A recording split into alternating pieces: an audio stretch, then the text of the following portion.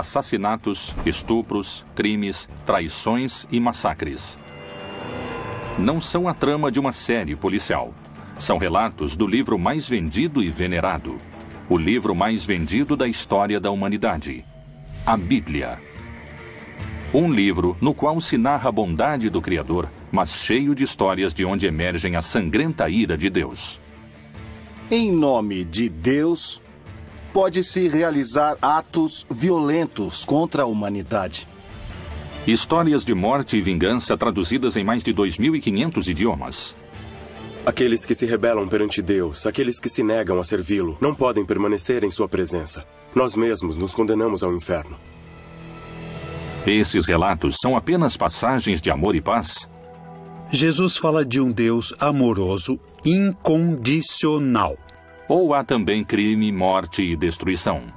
Não é um Deus muito humano aquele da Bíblia. É um Deus que funciona muito mais do lado do terrorismo. O que há por trás do castigo aos pecadores? Esse é o maior sofrimento nos infernos, a privação de Deus. Como são justificados os crimes na Bíblia? Na Bíblia aparece como uma ira legítima. Por trás de cada um há uma história. Mas é história oficial? Ou há segredos ainda não revelados? A ira de Deus. Outro enigma da Bíblia. Cidades inteiras aniquiladas. Meninos mortos em episódios que têm Deus como protagonista. Os crimes, o castigo e o perdão são algumas das ações que se encontram nas páginas bíblicas. Até onde pode chegar o castigo divino? O que acontece quando os infiéis desafiam ao Senhor? Há muitos momentos em que a ira foi legitimada no texto bíblico, quando se trata de uma ira que provoca a ação. A ira que se desencadeia contra a violência. A ira que se desencadeia contra a injustiça. Homens que reagiram contra o desvio de um projeto social. Turquia. Na fronteira do Irã com a Armênia, se encontra o Monte Ararat, um vulcão inativo de mais de 5.000 metros de altura. A tradição cristã indica que aqui estariam os restos da arca que levava o único sobrevivente de um dos maiores atos da ira de Deus. O dilúvio universal. A Arca de Noé é um relato que temos que ler junto com o relato da criação, porque é uma segunda criação. A única diferença é que existe um componente novo, ou seja, a primeira criação de Deus havia sido corrompida, havia tido uma grande decadência moral, e Deus decidiu destruí-la. Mas ele decide não acabar com tudo, resolve deixar uma pessoa justa e a família dele. Essa pessoa é Noé. E disse o Senhor: destruirei o homem que criei de sobre a face da terra, desde o homem até ao animal, até o réptil e até a ave dos céus, porque me arrependo de os haver feito. Noé, porém, achou graça aos olhos do Senhor. Então Deus decide falar a Noé e ordena que ele construa uma grande embarcação. E, de acordo com o relato bíblico, ainda não havia nunca chovido sobre a terra. A chuva era um fenômeno inovador naquele momento. Mas a arca se converteu especialmente num símbolo de salvação, de proteção. Na arca subiriam apenas 8 pessoas. Mas Deus recomenda a Noé salvar não apenas seres humanos, mas também a diferentes animais. Porque eis que eu trago um dilúvio de águas sobre a terra, para desfazer toda a carne em que há espírito de vida debaixo dos céus. Tudo o que há na terra expirará, e de tudo o que vive, de toda a carne, 2 de cada espécie farás entrar na arca, para os conservar vivos contigo. Macho e fêmea serão. Foi um dilúvio que caiu sobre todo o território que era habitado naquela época. Esse dilúvio durou 40 dias e 40 noites. Deus levou apenas 40 dias para acabar com toda a vida sobre a terra. Mas o que os homens haviam feito para provocá-lo? Por que também morreram todos os animais? Qual seria o sentido de semelhante castigo? Todos os mitos são um mundo simbólico, não são um mundo histórico nem realidades. Estão mais para realidades virtuais nesse aspecto. Então o mito de Noé nos fala como a divindade falhou em sua criação, porque tem que voltar ao começo, mas não vai começar do zero. Um casal de cada espécie é levado. A história de Noé pretende mostrar como é o repovoamento da terra através de seus filhos. Por isso, através desses 3 filhos de Noé, de Cã, Jafé e Sem, vêm as raças humanas, os semitas, os jafetitas, os camitas. Então, é como o repovoamento do mundo. É uma história etiológica, ou seja, mostra a origem de algo. Os mitos fazem referência às divindades, mas nos revelam quem somos. A espécie humana quer ser uma espécie puríssima, quase anjos. Mas no final somos humanos que aprendem por tentativa e erro. E o Deus desses humanos se parece com os humanos. Assim, Deus destruiu toda a sua criação e deixa que a família de Noé viva. O único justo. A missão deve povoar a terra. Mas o que despertou a sua ira? Qual foi o motivo de tal destruição? Na época do dilúvio, menciona-se também que houve uma corrupção e uma degeneração absoluta. Isso Deus não pode suportar. Depois do dilúvio universal, a humanidade começou a reconstruir a si mesma. E é assim que se fundou Babel, uma cidade onde Deus voltaria a desencadear sua fúria. Até onde pode chegar a ira de Deus? Poderíamos entender a Torre de Babel como a Torre da Babilônia. E é uma torre que é feita com a intenção de chegar até o céu daqui da terra. É o homem tentando alcançar a Deus. No mundo mesopotâmico e no mundo do Oriente Próximo, eram feitas grandes construções chamadas zigurates. Os zigurates eram montanhas escalonadas que costumavam ter até 7 pisos, eram muito altas. Eram a representação de uma montanha. E lá em cima, no céu, fica a sede de Deus, que é onde Deus habita, e na terra está o homem. Portanto, dessa forma, a montanha permite que o homem se aproxime de Deus. Mas isso, para os israelitas, significa idolatria. A Torre de Babel realmente existiu? E se foi assim, por que sua construção havia irado a Deus? Essas não são as únicas histórias que muitos estudiosos vinculam à ira de Deus. O Deus da Bíblia não é bom, é um Deus mau. É um Deus que nos provoca temor. A ele temos que obedecer e render culto, porque tem todo o poder, porque pode nos prejudicar. Deus se incomoda com o desafio que o homem pretende lhe oferecer. A intenção do homem não é crescer. A intenção do homem não é evoluir, não é desenvolver-se. A intenção do homem é alcançar a Deus, o que se constitui um desafio. E esse desafio é o que vai ser castigado. A Torre de Babel representa o orgulho do homem, a vaidade ao tentar alcançar o céu por sua conta, que foi o mesmo pecado do Jardim do Éden. Sempre que tentamos ser Deus, Deus dá um fim a essa situação. Por isso, ele destrói a torre, separa o povo e cria idiomas diferentes, razão pela qual não podem se comunicar entre si como antes. E o Senhor disse: Eis que o povo é um, e todos têm uma mesma língua. E isto é o que começam a fazer. E agora não haverá restrição para tudo o que eles intentarem fazer. Desçamos e confundamos ali a sua língua, para que não entenda um a língua do outro. Deus é cruel e invejoso. Quando uma pessoa está chegando à perfeição, Deus se enche de inveja e cria impedimentos, cria travas. Alguns especialistas afirmam que a ira de Deus encontra seu ponto mais alto no inferno.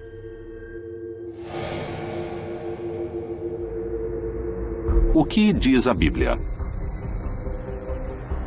Jesus fala de um pai amoroso. Deus como um pai que ama sem medida, sem limites, sem condições, que não se prende às ofensas.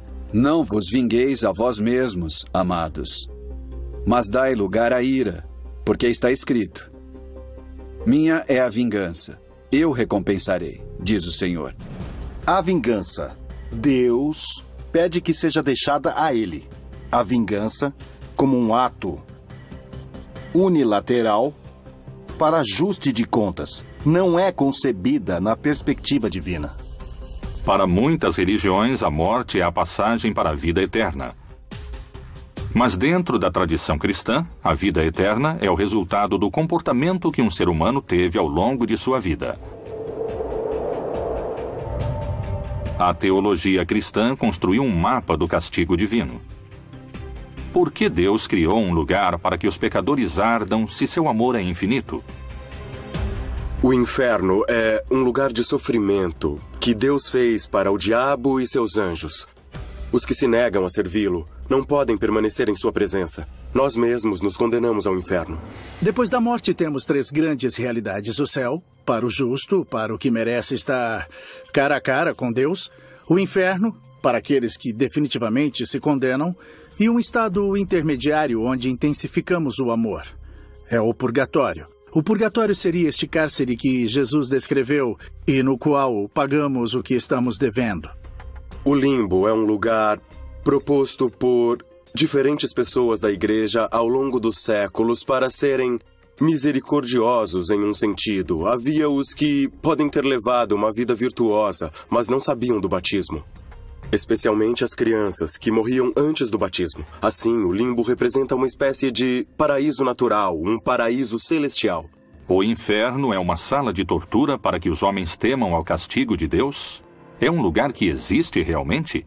O que Jesus disse no Novo Testamento sobre o inferno? Ele ameaçava seus discípulos com as consequências da ira de Deus? E se o teu olho te escandalizar, lança-o fora. Melhor é para ti entrares no reino de Deus com um só olho, do que, tendo 2 olhos, seres lançado no fogo do inferno, onde seu bicho não morre e o fogo nunca se apaga. Descrever o inferno. Ele é simplesmente um ambiente de privação de Deus. Jesus utilizou várias imagens. Não se trata da descrição física do inferno. Se trata da descrição da situação. É um lugar onde se vive tormentos como se tivessem chamas, como se tivesse vermes. Um lugar de obscuridade. Mas realmente existem o inferno, o purgatório e o céu? Podemos encontrar entre as páginas da Bíblia a descrição desses lugares?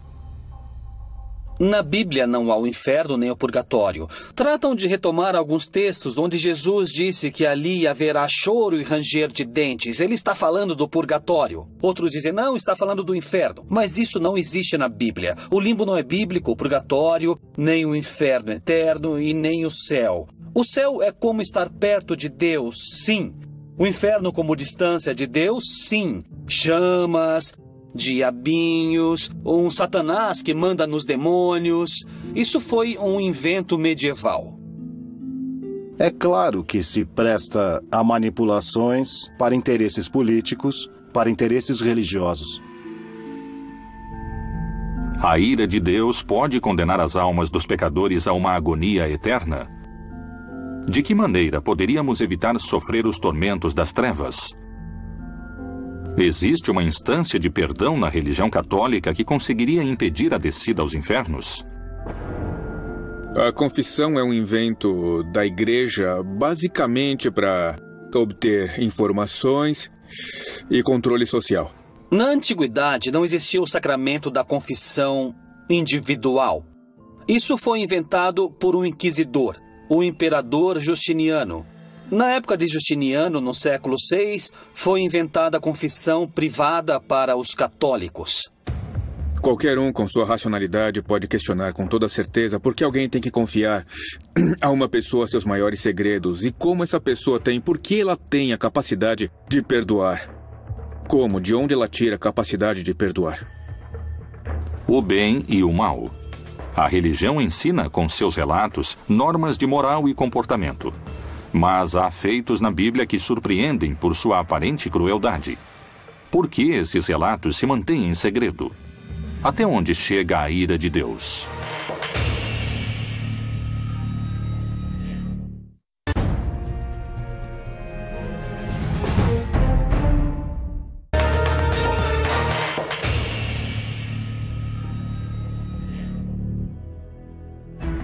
A ira de Deus se desencadeia com força sobre os crentes pecadores.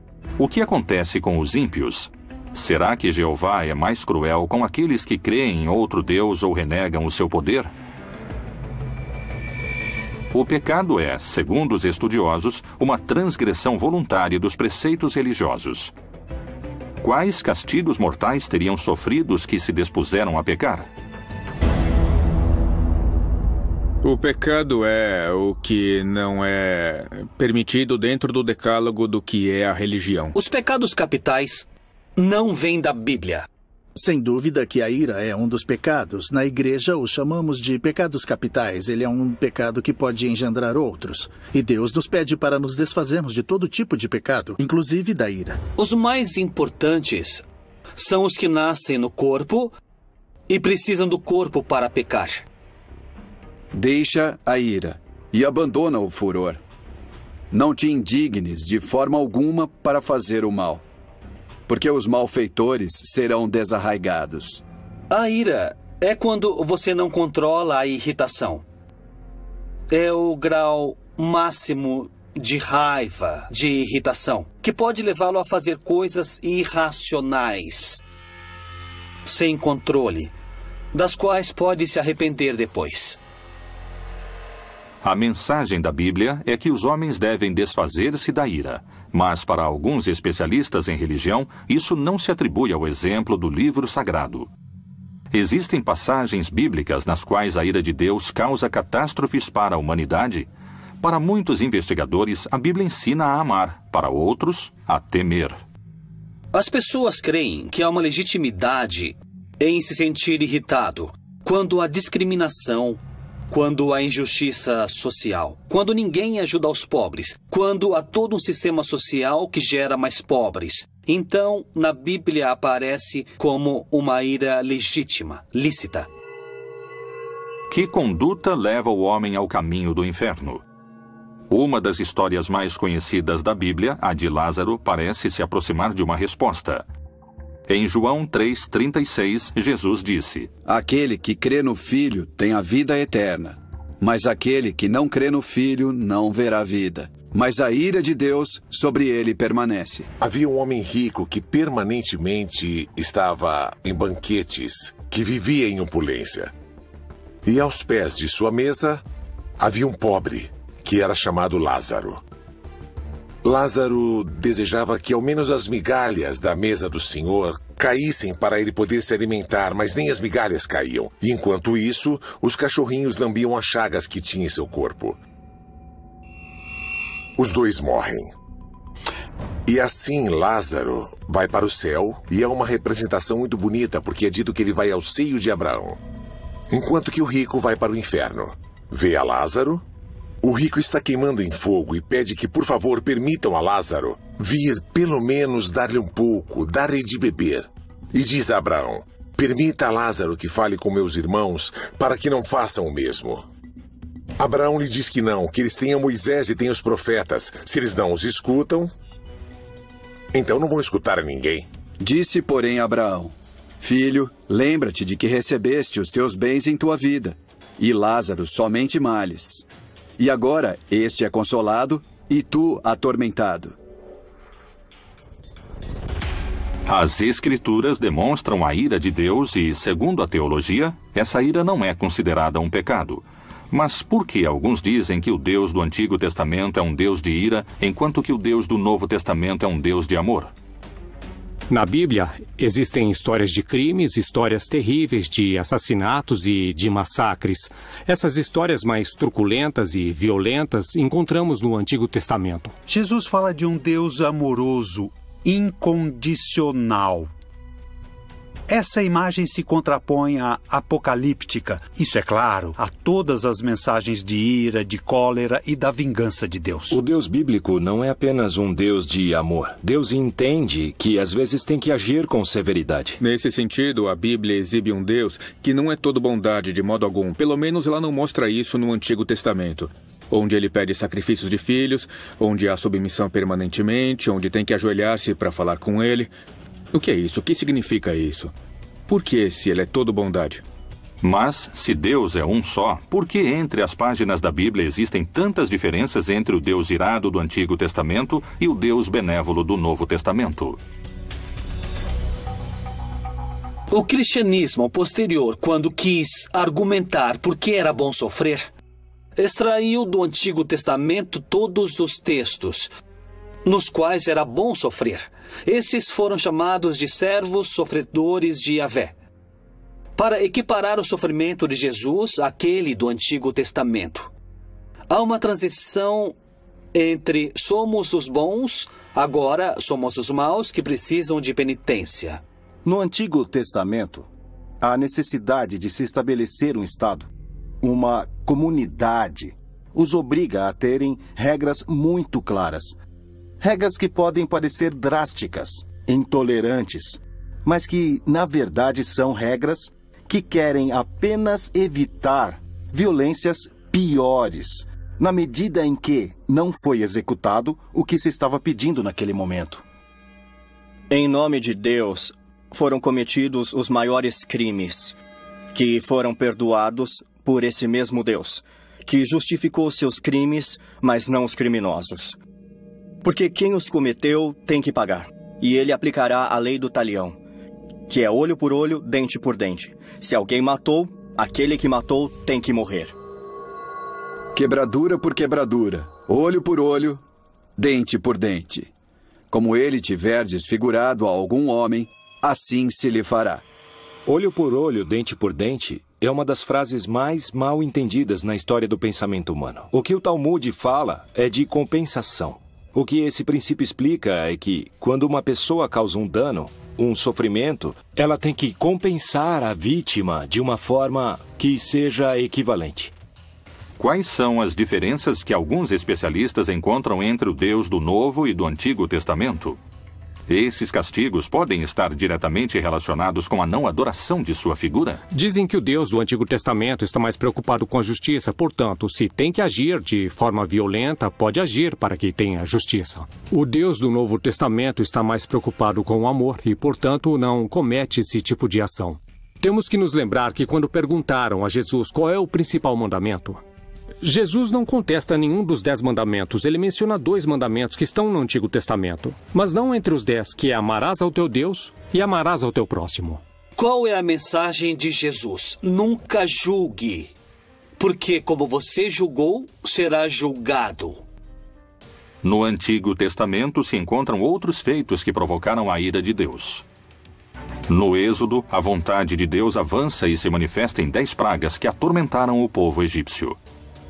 O relato das pragas é encontrado justamente no que conhecemos como o livro do Êxodo, ou também conhecido como o segundo livro de Moisés. É uma luta entre duas vontades. A vontade do faraó, que representa o poder do paganismo, e por outro lado Moisés, o profeta de Deus, de um Deus libertador e um Deus que se opõe à deificação dos governantes. E que nessa luta vemos que as pragas têm seu lugar, porque a função das pragas é quebrar a vontade do faraó, para que ele deixe o povo sair da escravidão. Que feitos indicam para os especialistas a origem da ira de Deus? Qual foi a missão de Moisés? As 10 pragas do Egito foram os crimes mais injustos e cruéis das Sagradas Escrituras. Por que a ira de Deus acabou com a vida de tantos inocentes? As páginas da Bíblia estão, como muitos afirmam, manchadas de sangue?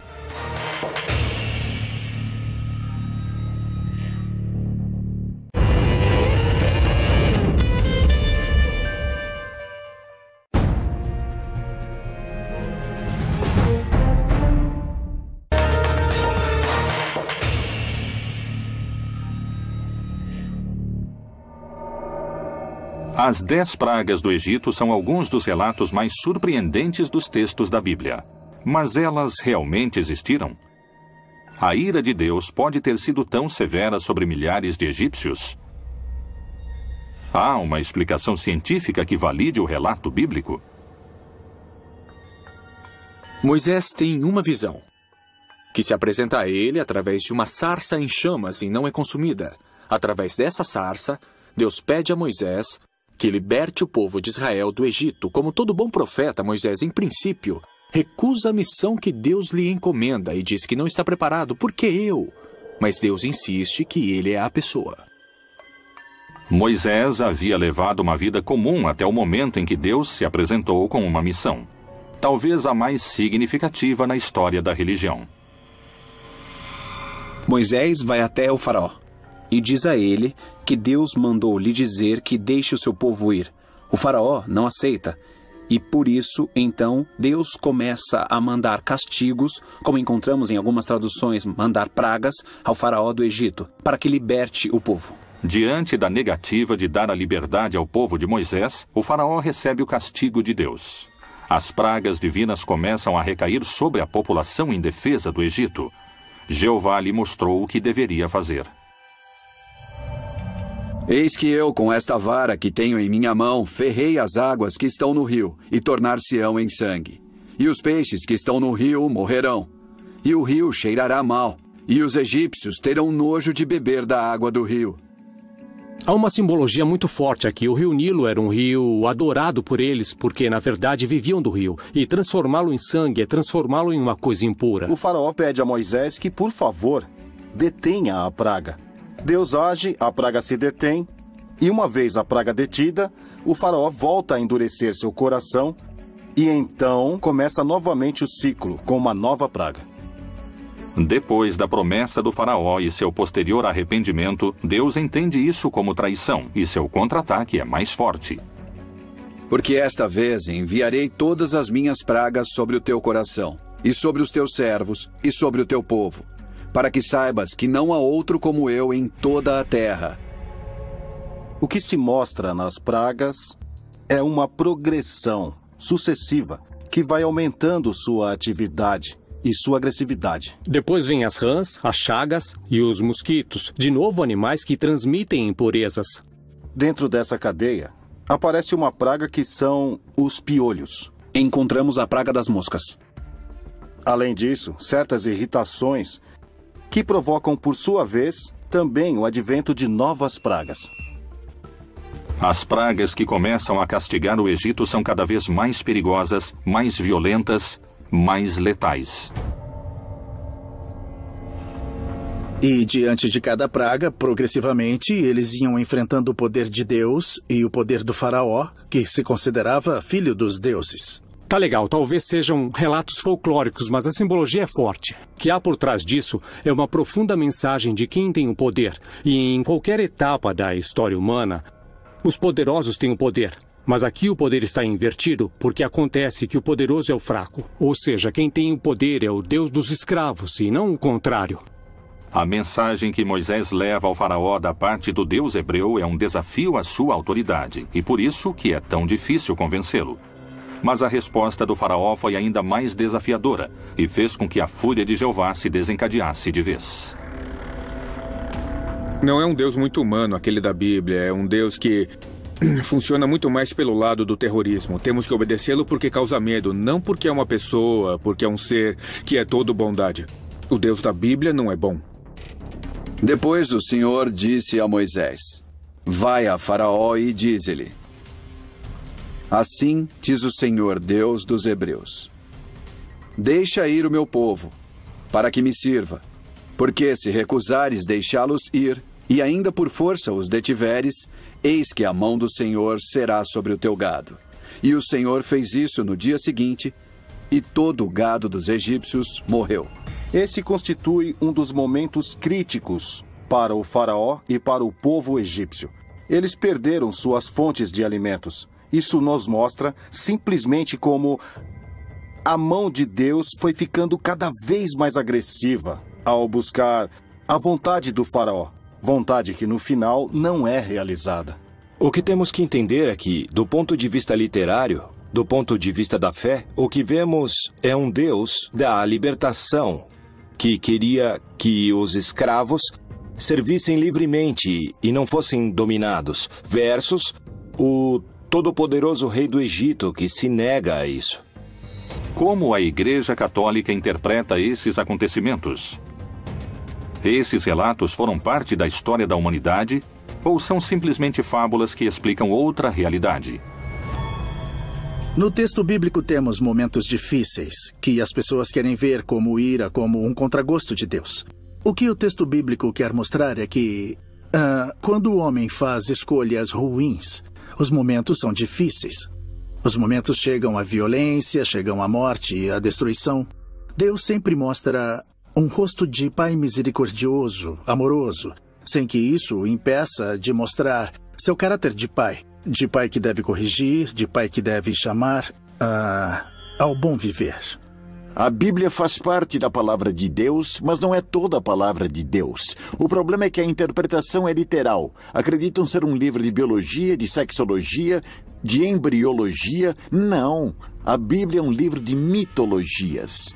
Mas essa não é a única versão sobre o que aconteceu. Muitos geólogos trabalham nas análises dos fenômenos ocorridos desde o estudo dos processos físicos da Terra. A aparição de todas essas pragas, como as moscas, mosquitos, piolhos, rãs, etc., possivelmente esteja vinculada ao fato de ter havido um aumento da umidade do ambiente e todas essas pragas foram muito favorecidas. O tema da morte do gado, muitas vezes, quando há muita umidade, o gado transita por pântanos, que são zonas inundadas, ou charcos. Então, os animais sempre estão com as patas submersas em água. Ele se infecta e tem enfermidades e morrem rapidamente. Essas pragas e maldições podem ser rebatidas com um enfoque científico e geológico? Como se explica, a partir dessa perspectiva, a praga do rio Nilo repleto de sangue? Muito possivelmente esteja vinculada a uma explosão da vida dentro do próprio rio, que era basicamente de algas vermelhas, que mudavam a coloração da água. A questão é a interpretação que as pessoas fizeram naquela época. As pragas aniquilaram milhares de egípcios. O Egito sofreu com o lado mais sombrio de um Deus sem misericórdia.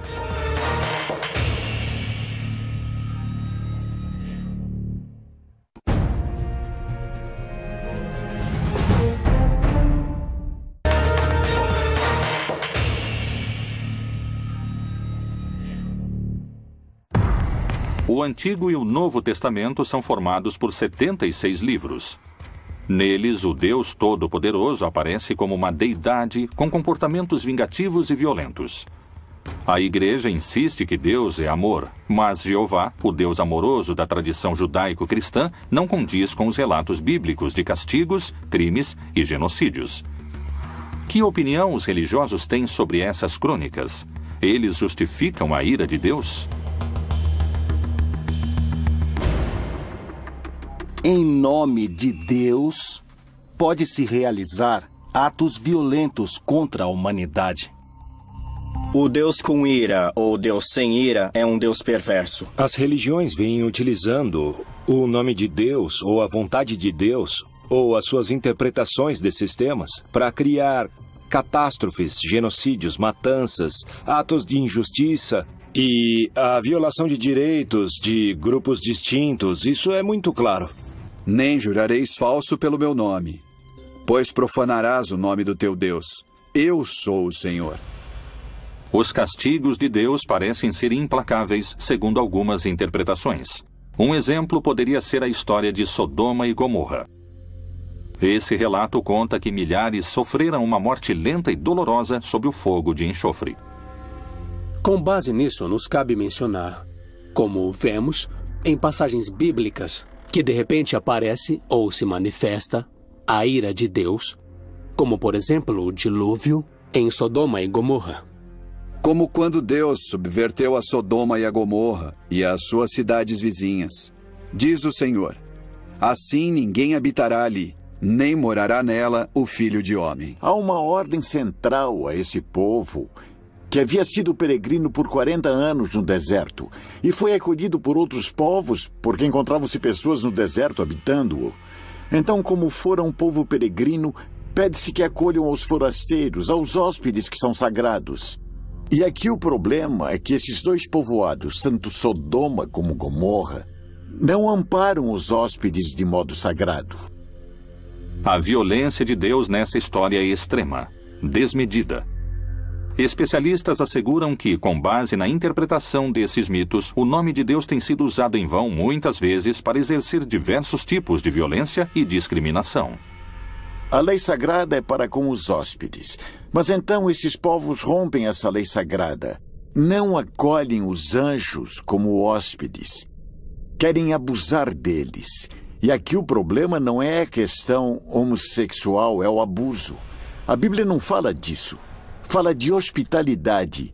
E isso é o que é castigado nesse mito. Toda tradução tem uma ambiguidade. É o mesmo que traduzir a Bíblia e traduzir uma obra do inglês, um Shakespeare ou qualquer autor. É mais cruel o relato do que se passa, mas essas são coisas menores. Eu creio que não afetam muito aos sentidos. Enfim, assassinar é ruim, não é? Seja quem for. A ira de Deus poderia ser justificada segundo as diversas interpretações das Escrituras Sagradas? A Bíblia não tem o monopólio da violência. Muito menos o Alcorão, nem nenhum outro texto, ou seja, existe violência em todas as tradições. A pergunta é como são interpretados os textos e como são vividos. A ira de Deus é propriamente de Deus e ele sabe quando se deve aplicá-la e quando não. E porque não entendemos sua conduta, não significa que não tenha sentido. A Bíblia, um livro que compila histórias de violência e crimes onde Deus é vingativo e cruel. É necessário o castigo eterno no inferno? Como são justificados os crimes na Bíblia? Quanta violência terá sido cometida em nome de Jeová? A ira de Deus poderia ser justificada segundo as diversas interpretações das Escrituras Sagradas? A ira de Deus, outro dos grandes mistérios da Bíblia Proibida.